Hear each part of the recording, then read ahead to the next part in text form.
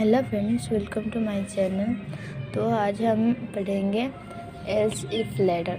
वो क्या होता है, जब हम एक प्रोग्राम बनाते हैं उसके बाद अगर कुछ स्टेटमेंट मिस हो गया और रॉन्ग हो गया तो अदर में क्या करते हैं और एक स्टेटमेंट होगा वो एग्जीक्यूट नहीं होता है।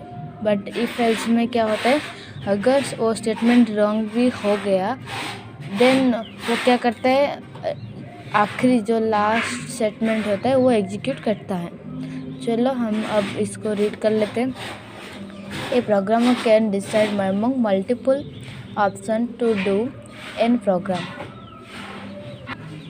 प्रोग्रामर क्या करते हैं, मल्टीपल ऑप्शन रखता है प्रोग्राम पर। देन उसके बाद क्या आता है, the C language if statement are executed from top to down approach. C language statement क्या होता है, टॉप टू डाउन को अप्रोच करते हैं। उसके बाद है as soon as one of the condition controlling the if is a true. अगर इफ स्टेटमेंट ट्रू हो गया, the statement associate with that if is executed, then वो इफ का स्टेटमेंट जो भी होगा वो एग्जीक्यूट होगा। And the rest of the C else if ladder is a bypassed, मतलब वो इग्नोर कर देता। अगर जो कंडीशन ट्रू होगा वही ही मतलब उसका जो अगर इफ़ का statement if one condition one का जब हमारा ट्रू होता है तो स्टेटमेंट वन ही जनरेट होता है, उसके बाद नहीं होता है। इसी तरह वो अगर हम मेन स्टेटमेंट दिए हैं तो वो इग्नोर हो जाता है। जो इफ स्टेटमेंट ट्रू होता है उसका ही एग्जीक्यूट होता है स्टेटमेंट। देन आया if none of the condition are satisfy और ट्रू। अगर कंडीशन सेटिस्फाई नहीं होता, नहीं ट्रू नहीं होता है, then the final else statement will be executed. अगर नहीं होता तो फाइनल में हमारा जो एल्स स्टेटमेंट होगा वो जनरेट हो जाएगा।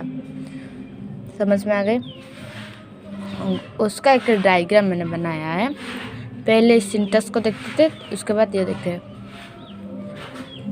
If statement the test expression और कंडीशन वन, स्टेटमेंट्स वन दे दिया मैंने, और एल्स में लेके और एक इफ स्टेटमेंट लिया, कंडीशन ट्रू हो गया और स्टेटमेंट दे दिया। उससे एन तरह एन के मतलब हम एन तक ले सकते हैं। If else if statement n, statement condition n, statement लिख दिया और एक बार एंड में एल्स स्टेटमेंट मैंने लिख लिया। अगर इसमें कोई भी ट्रू नहीं होता तो ये जनरेट हो जाएगा। अगर ये ट्रू होता है तो स्टेटमेंट जनरेट होगा, ये ट्रू होता है तो ये होगा, इसी तरह होता है। अगर कोई भी नहीं होगा तो ये जो एल्स स्टेटमेंट है वो एग्जीक्यूट हो जाएगा। समझ में आ गई? मतलब देखो, हम इनपुट कर रहे हैं, वो इफ में अगर ट्रू होगा और फॉल्स होगा, ट्रू होगा तो वो एग्जीक्यूट हो जाएगा, इस पर एग्जीक्यूट हो जाएगा। अगर फॉल्स हो गया तो वो हो जाएगा। और एक बार इफ एल्स में वो कंडीशन चेक करेगा, अगर ट्रू होगा तो यहाँ पर एग्जीक्यूट होगा, अगर नहीं फॉल्स हो गया तो और एक बार आएगा, और इधर फॉल्स हो गया, ऐसे एन तरह आता है। अगर ट्रू हो गया तो एग्जीक्यूट हो जाएगा, और फॉल्स हो गया तो एल्स मतलब जो लास्ट स्टेटमेंट है एल्स का वो एग्जीक्यूट हो जाएगा। मैं समझ में आ गई? तो इसका एक एग्जांपल देख देते हैं। हम एक एग्जांपल क्या है, और 3 नंबर लेके उसमें मैक्सिमम कौन सा है वो निकालेंगे। जैसे कि हम हेडर फाइल इंक्रेस्टेड है कोनियो वॉइड मैंने और ले लिया। उसके बाद है 3 हमको चाहिए तो मैंने XYZ ले लिया है, XYZ ले लिया है। क्लियर स्क्रीन दे दिया है। प्रिंटफ स्टेटमेंट क्या होगा मेरा, एंटर 3 नंबर।